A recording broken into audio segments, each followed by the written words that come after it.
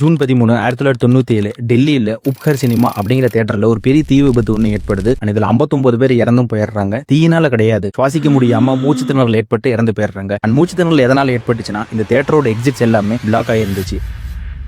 இந்த இன்சிடென்ட்டுக்கு முழுக்க காரணம் அந்த தியேட்டர் ஓனர்ஸோட அலட்சியம் தான். அதன் பிறகு இந்த பாதிக்கப்பட்டவர்களோட குடும்பம் ஹைகோர்ட்டுக்கு போயிட்டு ஒரு கேஸ் ஃபைல் பண்றாங்க இந்த தியேட்டர் ஓனர்ஸுக்கு எகென்ஸ்டா. இந்த கேஸோட ஜட்மெண்ட்டுக்காக 1 வருஷம் 2 வருஷம் இல்லைங்க, கிட்டத்தட்ட 2 டிக்கெட்ஸை வந்து போராடுறாங்க. இங்க ஃபைனலா 2015 18 வருஷம் கழிச்சு சுப்ரீம் கோர்ட் இந்த கேஸுக்கு தீர்ப்பு வழங்குறாங்க. அது என்ன தீர்ப்பு தெரியுமா?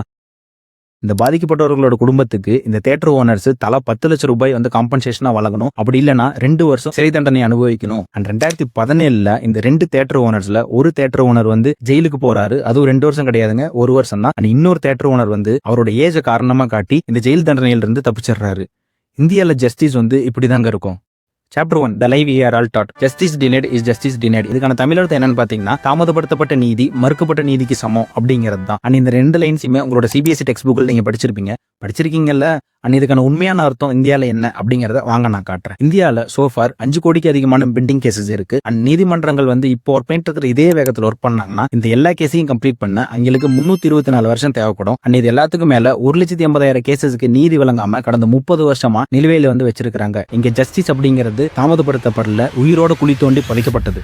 Chapter 2 When the process becomes the punishment. Friends, இப்போ நம்ம கொஞ்சம் ரியாலிட்டியா உள்ள போய் பார்க்கலாம். நீங்க ஒரு ரேப் சர்வைவர். உங்களுக்கு நீங்களே தைரியம் வரவழைச்சிக்கிட்டு என்ன இப்படி பண்ணவன நான் சும்மா விட மாட்டேன், அவனை சட்டத்து முன்னாடி நிறுத்தி அவனுக்கு தகுந்த தண்டனை வாங்கி கொடுப்பேன் அப்படின்ட்டு உறுதியா இருக்கிறீங்க. அதனால ஒரு கேஸ் வந்து ஃபைல் பண்ணிடுறீங்க. அதுக்கப்புறம் வர மெடிக்கல் டெஸ்ட், போலீஸ் விசாரணை, சொசைட்டல் ஸ்டிக்மா, இது எல்லாத்தையும் எப்படியோ ஒன்று கஷ்டப்பட்டு கடந்து வந்துடுறீங்க. அண்ட் ஃபைனலா வந்துட்டு கோர்ட்ல இருந்து கூப்பிடுற ஹியரிங்ஸுக்காக நீங்க காத்திருக்கிறீங்க. உங்களோட ஃபர்ஸ்ட் ஹியரிங் வருது, நீங்க போய் ஆஜராகிறீங்க. பட் குற்றம் சாட்டப்பட்ட ஒரு ஆஜராகல அப்படின்ட்டு அடுத்த ஹியரிங்க தள்ளி போட்டுறாங்க. சரின்ட்டு நீங்க செகண்ட் ஹியரிங்க்கு போறீங்க. அப்ப லாயர் வந்து அப்பீர் ஆகல அப்படின்ட்டு அதையும் அடுத்த ஹியரிங்க தள்ளி போட்டுறாங்க. சரின்ட்டு கொஞ்சம் தைரியத்தை வரவழைச்சிக்கிட்டு நீங்க தேர்ட் ஹியரிங்க்கு வந்து போறீங்க. அப்ப ஜட்ஜ் வந்து மத்த கேஸ்ல பிஸியா இருக்காரு, இந்த கேஸ் வந்து இப்போதைக்கு பார்க்க முடியும்னு சொல்லிட்டு இதே அடுத்த ஹியரிங்க மாத்தி விட்டுறாங்க. இந்த மாதிரி பண்றப்ப உங்ககிட்ட இருந்த அந்த கொஞ்ச நெஞ்ச நம்பிக்கையே வந்து காணாம போயிருக்கும்.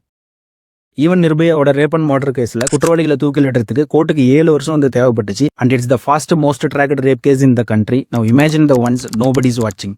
Chapter 3 The Porsche and the 300 Word Essay. Friends, பூனேவோட ஹிட் அண்ட் ரன் கேஸ் ஞாபகம் இருக்கா உங்களுக்கு? May 19, 2024 ஒரு 17 வயசு சின்ன பையன் குடிபோதையில அவனோட லக்ஸரி காரை 2 பேரும் ஏற்றி கொண்டுறான். இந்த கேஸ்ல அவனுக்கு என்ன தண்டனை கொடுத்தாங்க தெரியுமா? 300 வேர்ட்ஸுக்கு எஸ்ஏ எழுதி கொடுக்கணும் ரோட் சேஃப்டியை பத்தி. 2 உயிர் போயிருக்கு, 2 குடும்பம் பாதிக்கப்பட்டிருக்கு. பட் அந்த பையன் எஸ்ஏ எழுதி கொடுத்துட்டு எதுவுமே நடக்காத மாதிரி திரும்ப அவனோட லைஃபை என்ஜாய் பண்ண போயிட்டான். பிகாஸ் இந்தியாவில் உங்களுக்கு நீதி வேணும் அப்படின்னா உங்கள்கிட்ட எவ்வளவு பணம் இருக்குது, உங்களால எவ்வளவு லாயர்ஸை வந்து வாங்க முடியும், நீங்க சொசைட்டி உங்களை நசுக்கிறப்ப எவ்வளவு நாள் உங்களால உயிர் வாழ முடியும், இதெல்லாம் பொறுத்து தான் இருக்கு. பட் பாதிக்கப்பட்டவங்களுக்கு Chapter 4 Why does no one care? நான் உங்களுக்கு ஒரு கசப்பான உண்மையை சொல்லவா? இந்த கவர்மெண்ட்ஸ் வந்து ஜுடிஷியல் ரிஃபார்மை எமர்ஜென்சியாக வந்து கன்சிடர் பண்றது கிடையாது. Not this government, not the previous one, not the one before that. Because peoples வந்து அதை டிமாண்ட் பண்றதே கிடையாது. எண்ட் ஆஃப் தி டே நமக்கு நம்ம லைஃப் தான் முக்கியம். மற்றவங்க லைஃப் எப்படி போனா நமக்கு என்ன? இந்த டைம்ல எனக்கு இந்த கோட் வந்து ஞாபகத்துக்கு வருது. Why kill your enemy when you can take them to an Indian court? இது கேட்கறதுக்கு வந்து ப்ரூட்டலா இருக்கலாம், டார்க்கா இருக்கலாம், பட் அதுதான் உண்மை. அண்ட் இந்த சிஸ்டம் வந்து இன்னசென்ட் பீப்புள்ஸை பனிஷ் பண்ணது, பவர்ஃபுல் பீப்புள்ஸை ப்ரொடெக்ட் பண்ணது. If this video made you uncomfortable, please share it with your friends.